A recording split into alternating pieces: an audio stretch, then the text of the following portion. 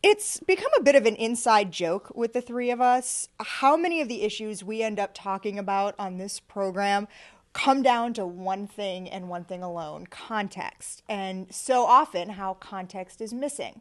Well, I want to talk about something that happened in Memphis. It's about a reporter who realized there may be more to what his station's viewers saw on TV, and he went back to ask more questions.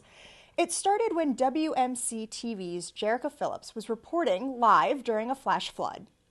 I know many families do not want to leave, but they are asking folks in this area to evacuate. I have someone here who wants to talk. Since 2003, and this the 5th time this been. All right. Well, we obviously there are some angry residents here in this area.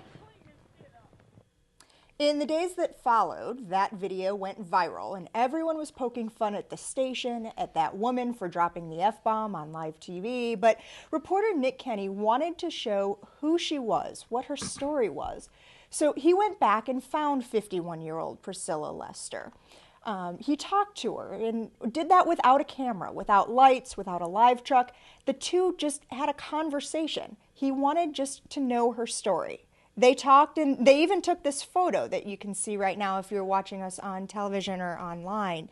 I want to ask you guys what you think about this. It's a very different situation, and I invite all of our audience to come to the KBIA.org links blog and read it and see just how heartfelt it really is.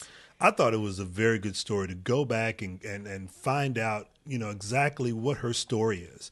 And the reporter went out there just to have a sit down. And you don't see that very often. Mm-hmm. We go in, we get a story, we move on to the next story. Well, and in this one, it was one of those things where once it went out there, it went viral. People were putting it up on their Facebook pages. It was being passed along through YouTube and that sort of thing. Just the part that made her crazy woman has a tantrum about a flood. Exactly. But he said, wait a minute, there's more to this. And he went back out there and he got the context of the story.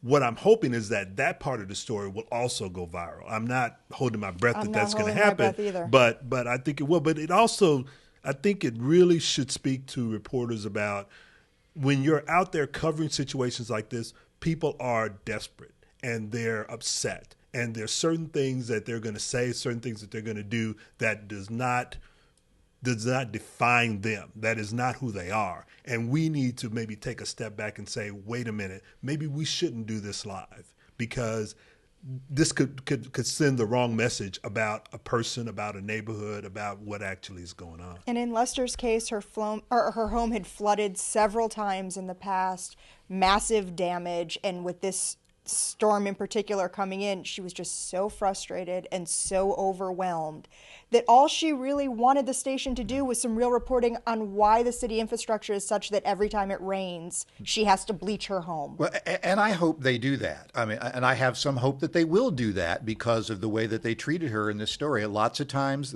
they would just moved right on to the next story. We'd have never heard anything more about her except this incessant loop, this little, the 5-second Vine video or whatever of the crazy woman going off and dropping the F-bomb. I mean, she had real problems.